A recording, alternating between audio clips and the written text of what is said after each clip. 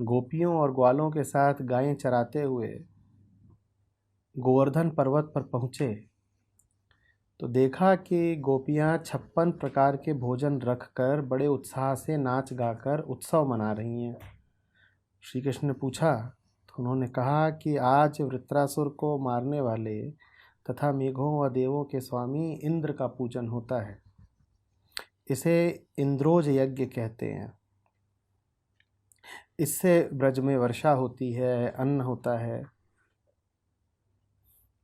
कृष्ण ने कहा कि इंद्र में क्या शक्ति है, उससे अधिक शक्तिशाली तो हमारा गोवर्धन पर्वत है। समझाते हैं आगे कृष्ण कि गोवर्धन से वर्षा होती है, हमें इंद्र की जगह गोवर्धन की पूजा करनी चाहिए। बात ब्रजवासियों ने मानी और गोवर्धन पूजा की तैयारियां शुरू हो गईं। सभी गोप ग्वाल अपने अपने घरों से पकवान लाकर गोवर्धन की तराई में कृष्ण की द्वारा बताई विधि से पूजा करने लगे। नारद मुनि भी वहां पहुंचे थे इंद्रोज यज्ञ देखने। इंद्रोज यज्ञ बंद करके गोवर्धन की पूजा कर रहे हैं ब्रजवासी, ये बात नारद द्वारा इंद्र तक पहुंच गई। इंद्र गुस्सा गए, मेघों को आज्ञा दी कि गोकुल में जाएं और प्रलय कर दें। तो ब्रजभूमि में मूसलाधार बारिश होने लगी। सभी भयभीत हो उठे। सभी ग्वाले श्री कृष्ण की शरण में पहुँचे। कृष्ण ने कहा कि गोवर्धन की शरण में चलो, वही सबकी रक्षा करें। जब सब गोवर्धन की तराई में पहुँचे तो कृष्ण ने गोवर्धन को अपनी कनिष्का उंगली पर उठाकर छाता सा तान दिया और सबको मूसलाधार बारिश से बचा लिया। कथा सारगर्भित है, ध्यान से भक्ति से समझेंगे। सत्य, तथ्य, कल्पना। सत्य, जब केंद्र होता है सत्य का, तब सामने जो दिखाई दे, इंद्रियों से जो दिखाई दे, उसे कहते हैं तथ्य।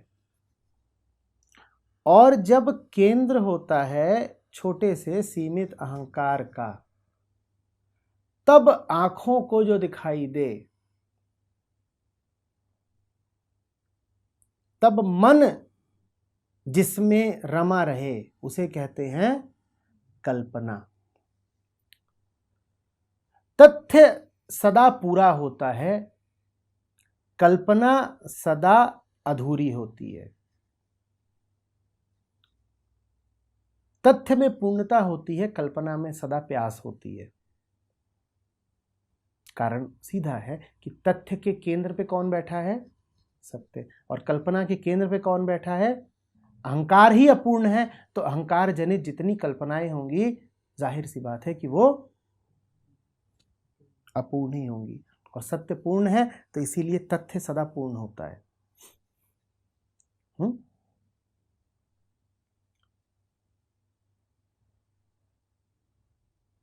जब आप तथ्य की पूजा करते हो, जब आप तथ्य के सामने सर झुकाते हो, तब वास्तव में आप साकार सत्य के सामने ही सर झुका रहे हो।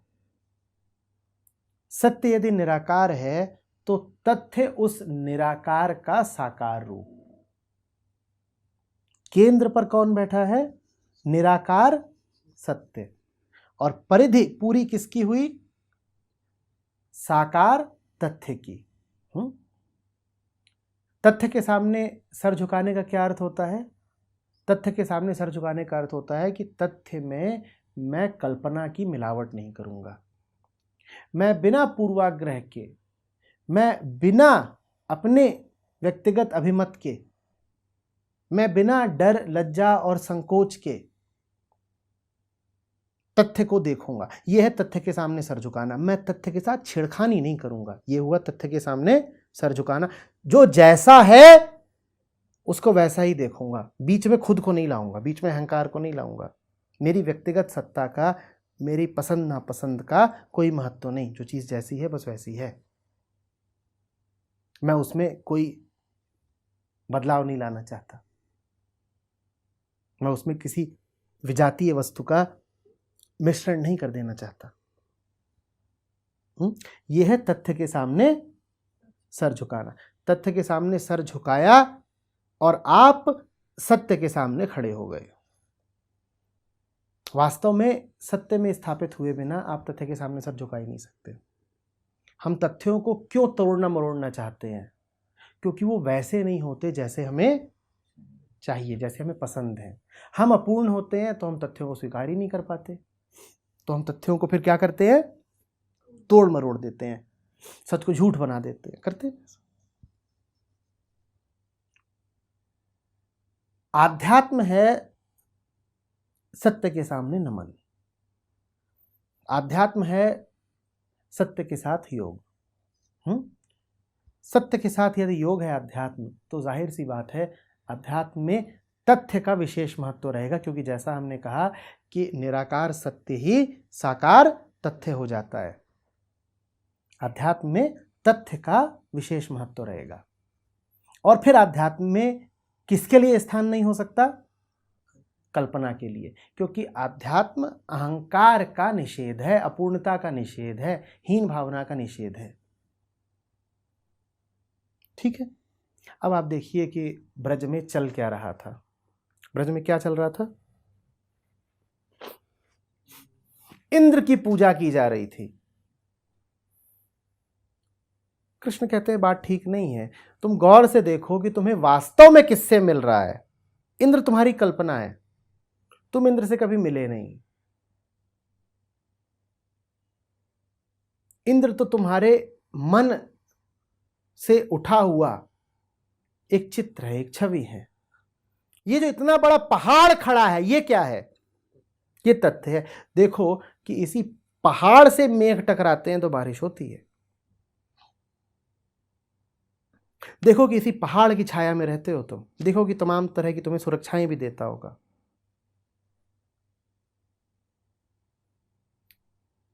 कृषि आधारित अर्थव्यवस्था थी, प्राकृतिक संसाधनों का बड़ा महत्व था। ब्रज की रोज की चर्या में पशुओं के लालन पालन में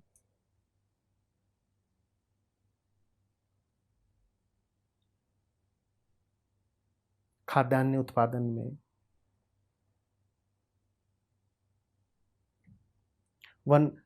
वन्य संसाधनों का बड़ा महत्व रहता है। बहुत कुछ है जो जंगल देते हैं, जहां पहाड़ है वहां जंगल है। ग्रामीण अर्थव्यवस्था बहुत लाभ पाती है वन्य उपज से। कृष्ण ने जो कहा उसको समझो। कृष्ण कह रहे हैं गौर से देखो ना कि वास्तव में तुम्हें फायदा कौन दे रहा है। सामने खड़ा हुआ है और तुम कल्पनाओं में खोए हुए हो। कृष्ण वास्तव में कह रहे हैं कि कल्पना को छोड़ो, तथ्य में आओ।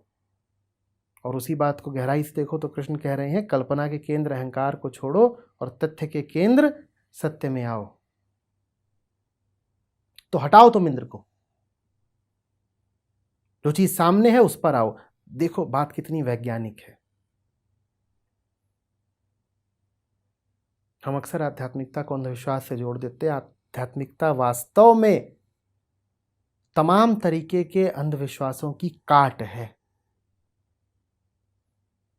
कुछ हद तक तो विज्ञान भी अंधविश्वास को प्रश्रय दे सकता है, आध्यात्मिकता कभी नहीं दे सकती अंधविश्वास को प्रश्रय। तो कृष्ण कह रहे हैं कि इंद्र ब्रजवासियों तुम्हारा अंधविश्वास है। तुम गौर से देखो, तुम अपने पर भरोसा करो, अपनी इंद्रियों की सूक्ष्मता पर भरोसा करो, अपनी बुद्धि की निर्मलता पर भरोसा करो और देखो कि तुम्हें वास्तविक लाभ मिल रहा है इस गोवर्धन पर्वत से। इसकी पूजा करो। गोवर्धन की पूजा माने किसकी पूजा? तथ्य की पूजा। अब कहानी कहती है कि जब तथ्य की पूजा होने लगी तो तमाम तरीके के उपद्रव पैदा हो गए, बारिश हो गई और ये सब हो गया।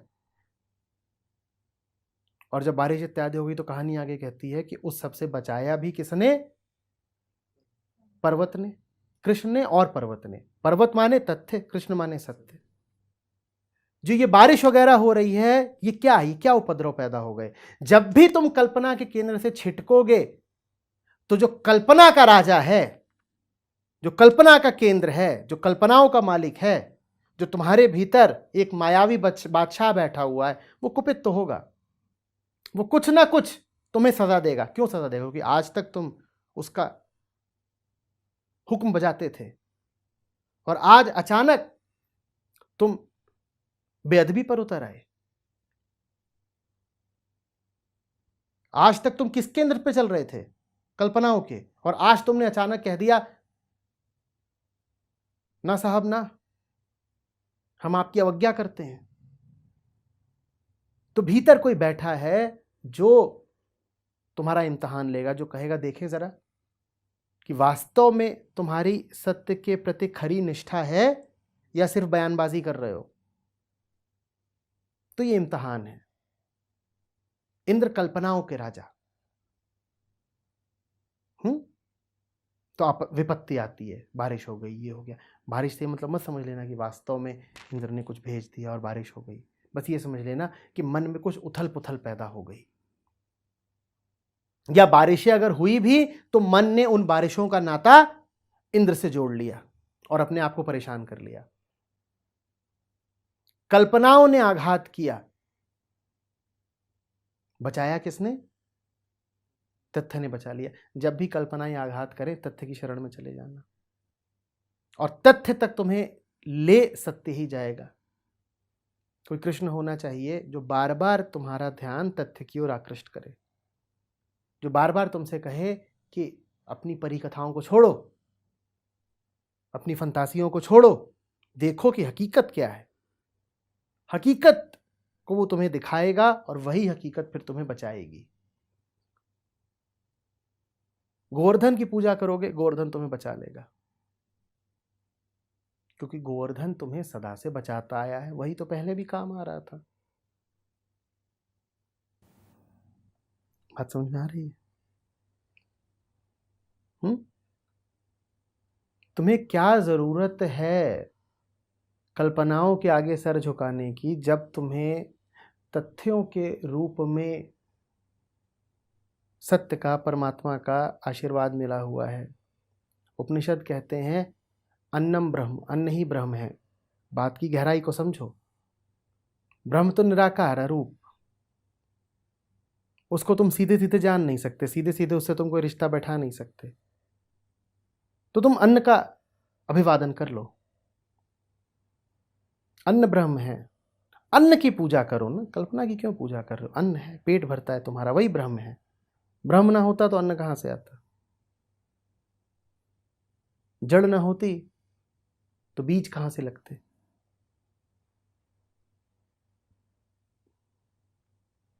बात समझ में आ रही है? ये जो पर्वत है, ये प्रतीक है, प्रतिनिधि है प्रकृति का, संसार का। परमात्मा को सीधे कभी नहीं पूछ पाओगे। प्रकृतिस्थ हो जाओ।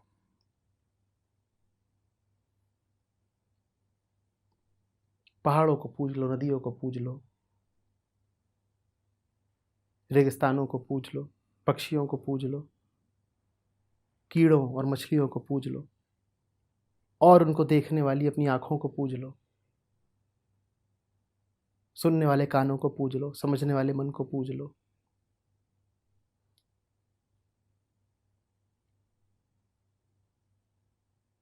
जो प्रकृतिस्थ हो गया, समझ लो वो आत्मस्थ हो गया। आत्मस्थ होने का और कोई तरीका नहीं। संसार के साथ एक हो जाओ, तुम परमात्मा के साथ एक हो जाओगे। तुम्हें परमात्मा किसी और रूप में उपलब्ध नहीं होगा। जो गोवर्धन के साथ एक हो गया वो कृष्ण के साथ एक हो जाएगा। जैसे कृष्ण की मुरली भा गई, वो कृष्ण के पास आ जाएगा। कृष्ण के पास आने का और कोई तरीका नहीं है। परमात्मा के पास आने का एक ही तरीका है, संसार के पास आ जाओ। और जो मूर्ख सोचते हो कि संसार से कट करके परमात्मा को पा जाएंगे, वो संसार को तो खोएंगे ही, परमात्मा को भी खो ही देंगे। जो कुछ वास्तव में तुम्हारे काम आता हो, जान लो कि उसको भगवान ने ही भेजा है। उसी को भगवान मान के उसकी पूजा कर लो। और किसको भगवान बनाना चाहते हो? जो तुम्हारे काम आ रहा है उसको तुम नहीं मानोगे यदि भगवत सत्ता से प्रेरित, तो और किसको मानना चाहते हो? यह हवा काम आती है तुम्हारे, क्यों नहीं तुम इसको पूजते? दुनिया की तमाम महत्वाकांक्षाएं रखते हो, कहते हो ये पालूं वो पालूं, और बताओ जरा सी देर को यदि हवा छिन जाए तो क्या पाने काबिल बचोगे?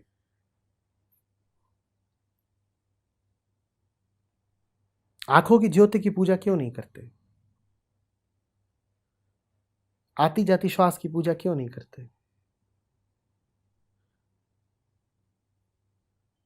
कण कण नारायण युक्त है, कण कण की पूजा क्यों नहीं करते?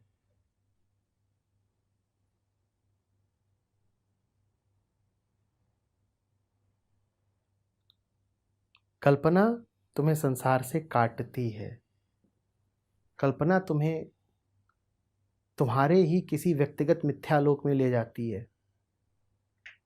तथ्य तुम्हें संसार में स्थापित कर देते हैं। जो संसार में स्थापित हो गया वो सत्य में स्थापित हो गया। जो संसार में स्थापित हो गया वो सत्य में स्थापित हो गया। जिसको अभी संसार से शिकायतें हैं, समस्याएं हैं, उसको वास्तव में अभी परमात्मा से ही शिकायतें हैं। जो कहे कि दुनिया तो बड़ी बेगानी जगह है, दुनिया में तो हमारा कुछ सामंजस्य बैठता नहीं, हमें तो अब मृत्यु लोक को पार करके परम लोक में जाना है। वो ये समझ ही नहीं रहे कि परम लोक के सारे दरवाजे मृत्यु लोक से ही खुलते हैं। जो मृत्यु लोक में गहरा बैठ जाएगा वो अपने आप को तत्काल परम लोक में पाएगा, और जो मृत्यु लोक की अवहेलना करेगा वो दोनों तरफ से हाथ धो बैठेगा।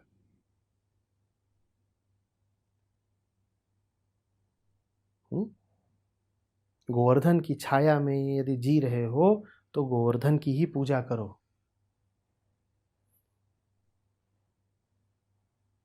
वो छोटी छोटी बात जो तुम्हारे काम आती है, जान लो कि वही परमात्मा का आशीर्वाद है। सूरज उगता है, क्या इतने कृतज्ञ हो कि सूरज का एहसान नहीं मानना चाहते? जल मिल जाता है, तुम्हारे भीतर जरा भी अनुग्रह नहीं उठता कि पानी मिला है, क्या किस्मत है मेरी, न मिले पानी तो। किसी का क्षण भर को साथ मिल जाता है, अहो भाग्य मानो अपना।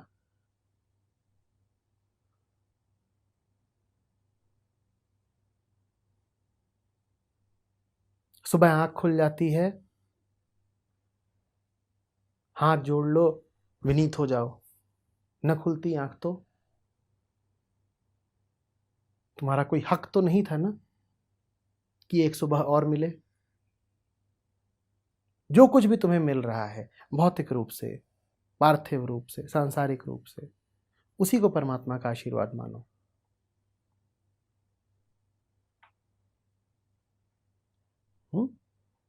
और कहीं मत तलाशने लग जाना। जहां गोवर्धन है कृष्ण वहीं है। कृष्ण को खोजना हो तो उस गोवर्धन के पास चले जाना जो तुम्हारे काम आता है।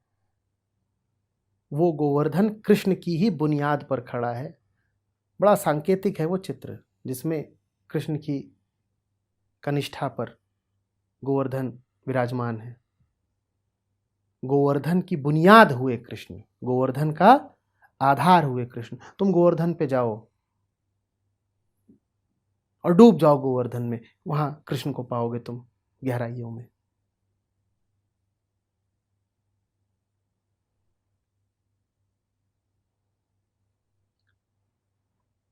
हम्म।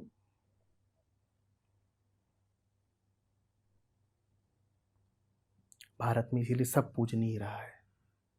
पत्थर, पहाड़, कमरे, चरण, फूल, पत्तियां, जड़ें, कीड़े मकोड़े, तिनके, गोबर,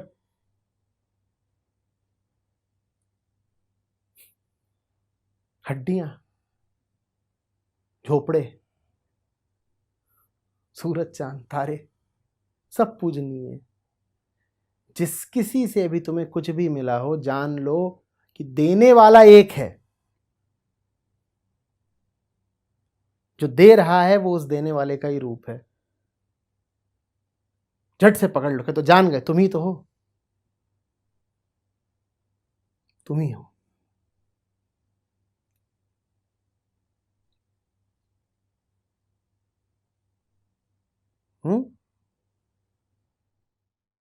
मुझे ऐसा लगता है बहुत बार मुझे थैंकफुल फीलिंग जो हमेशा पहले आती थी वो अब कम हो रही है, मुझे नहीं फील होता। कभी मैं इसकी चीज़ को स्टडी करती रहती हूँ, कहीं कहीं मैं तो ढूंढते रहती हूँ ऐसा क्यों है। कभी मुझे लगता है नार्सिसिज्म है, कुछ कुछ ऐसे कैरेक्टर्स भी मुझे खुद के अंदर फील हो रहे हैं आजकल जो मैं देख पा रही हूँ, और हार्शनेस आ रही है अंदर से। मतलब इतने आसानी से थैंकफुल जो मैं फील करती थी कुछ टाइम पहले तक, वो अभी नहीं हो रहा है। मुझे ईगो जैसा पार्ट बहुत ज़्यादा दिख रहा है। तो ये क्यों ऐसा हो रहा है कि नहीं फील हो रहा है, कुछ भी कोई कर रहा है तो I am not feeling that way, ठीक तुमसे करनी चाहिए। आप देख रहे हैं अभी आप सवाल क्यों पूछ रहे हैं? क्योंकि आपके भीतर कृतज्ञ अनुभव करने की अभी इच्छा शेष है। तभी तो आपको बुरा लग रहा है ना, पहले जितना कृतज्ञ अनुभव करती थी अब नहीं कर पाती हूँ। तभी तो आप इस बात को समस्या के रूप में रख रही है, वरना ये समस्या क्यों होती? आप कहती ठीक है। तो अभी ये इच्छा शेष है कि मैं कृतज्ञ अनुभव करती रहूं। अब देखिए क्या हो रहा है। कोई कृतज्ञ कब अनुभव करेगा? जब पहले उसकी हालत खराब हो और कोई बचाए। आपके भीतर अभी इच्छा शेष है कि आप कृतज्ञ अनुभव करती रहे, और कृतज्ञता अनुभव करने के लिए जरूरी है कि कुछ गड़बड़ हो और फिर उस गड़बड़ से आप उबार ली जाएं। तो फिर आप कृतज्ञ अनुभव करेंगी कि अरे मेरा सौभाग्य कि मुझे किसी ने बचा लिया।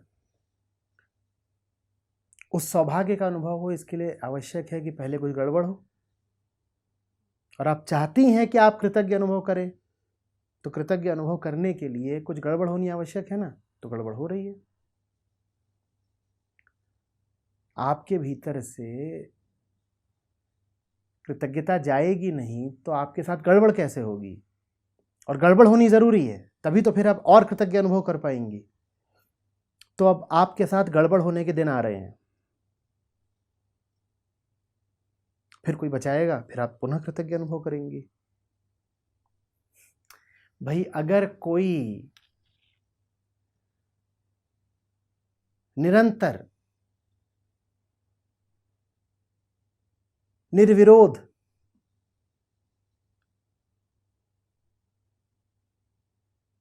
कृतज्ञ अनुभव करता ही रहे तो कभी उसके साथ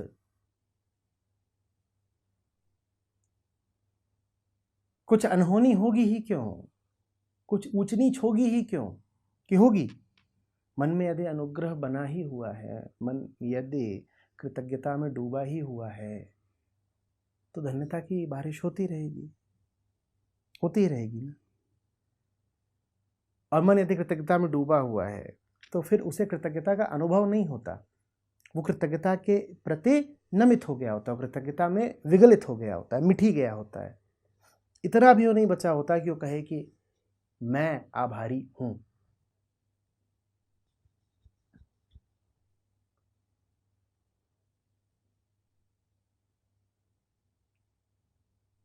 वो झूला देखा है ना आपने, क्या बोलते हैं उसको, जो ऊपर जाता है और उसमें जितने लोग बैठे होते हैं वो उल्टे हो जाते हैं और फिर वो नीचे आता है। नहीं, वो तो गोल वाला होता है, तो जिसमें वो एक रोलर कोस्टर देखा है। रोलर कोस्टर में सबसे उत्तेजक क्षण कौन सा होता है, जिसकी खातिर लोग उस पर चढ़ते हैं? लोग पैसे क्यों देते हैं उस पर चढ़ने के? क्या इस बात के पैसे देते हैं कि सब ठीक रहे? आप रोलर कोस्टर पर क्या इसलिए चढ़ते हो कि सब ठीक रहे? कुछ बीच में ऐसा हो जाना चाहिए कि प्राण हलक में अटक जाएं, और फिर जब ठीक होता है मामला तो लगता है अरे वाह क्या बात है। हमारे लिए मात्र ठीक होना काफी नहीं है, मन को समझिएगा। मन के लिए आवश्यक है बीमार होके ठीक होना। अगर सब निरंतर ठीक रहे तो मन को मजा नहीं आता। रोलर कोस्टर में यदि सब लगातार ही ठीक रहे कि वो रेल की भांति ऐसे चलता हुआ आपको आपकी मंजिल तक ले आया, तो कोई आप बैठेंगे उस पर? आप नहीं बैठेंगे। रोलर कोस्टर में मजा ही तब है जब बीच में ऐसा हो जाए कि आपको लगे कि गए, पलट गए। बुद्धि क्या भ्रष्ट हुई थी जो इस पे चढ़े। एक बार बस नीचे उतर जाएं तो परमात्मा कसम दोबारा नहीं चढ़ेंगे। और फिर जब आपको नीचे उतरने को मिलता है तो आप कहते हैं पैसा वसूल हुआ भाई। तो वही हो रहा है। कुछ उपद्रव होना आवश्यक है, उपद्रव होगा, उसके बाद जब फिर कोई आएगा जो ठीक करा देगा तो आपको लगेगा बड़ा अच्छा हुआ। अब बहुत दिनों से उपद्रव हुआ नहीं है। उपद्रव क्यों नहीं हुआ है? क्योंकि कृतज्ञता थी। कृतज्ञता थी तो उपद्रव हुए नहीं। अब उपद्रव हुए नहीं है तो मन मसाले के लिए अब जरा छटपटा रहा है। कुछ उपद्रव हो ना। देखा है जब रोलर कोस्टर में सब उल्टे हो जाते हैं तो कितनी जोर जोर चिल्लाते हैं, खासतौर पे स्त्रियां, क्या आवाजें आती हैं।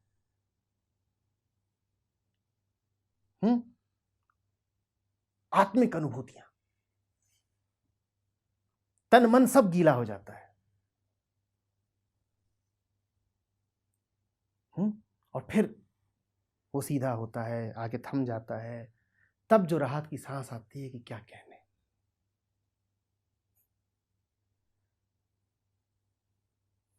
काल चक्र इसी को कहते हैं। उल्टे दिन आने जरूरी होते हैं ताकि सीधे दिनों का महत्व समझ में आए। और उल्टे दिन आएंगे कैसे यदि कृतज्ञता बची रह गई? तो जो भी कुछ हो रहा है आप परेशान मत होइए, रोलर कोस्टर है। अब बस बुरा कुछ आने वाला है, आने दीजिए। जैसे अच्छा आया था वैसे ही बुरा आ जाएगा। जब बुरा आएगा उसके बाद पुनः कुछ अच्छा आ जाएगा। इसी को तो भवसागर कहते हैं। आदमी इसी में डूबता उतराता रहता है। चक्र का क्या मतलब होता है? वृत्ति का क्या मतलब होता है? जो गोल हो, जिसमें कभी ऊपर गए कभी नीचे आए, कभी दाएं कभी बाएं, परंतु जिससे मुक्ति नहीं है। गोल गोल घूमते रहो, फंसे रहो। ये है कहानी।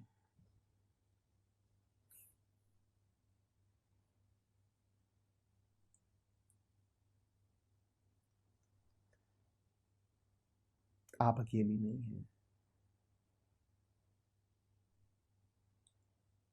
पुराण कहानियां सुनाते हैं, देवता भी भूल जाते हैं।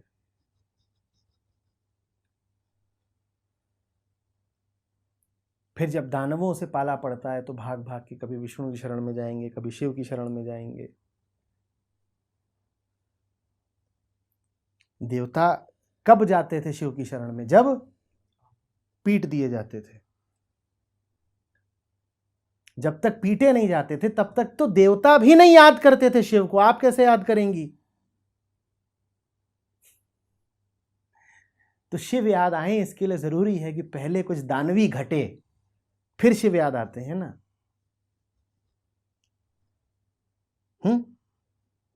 इसीलिए शिव होते हैं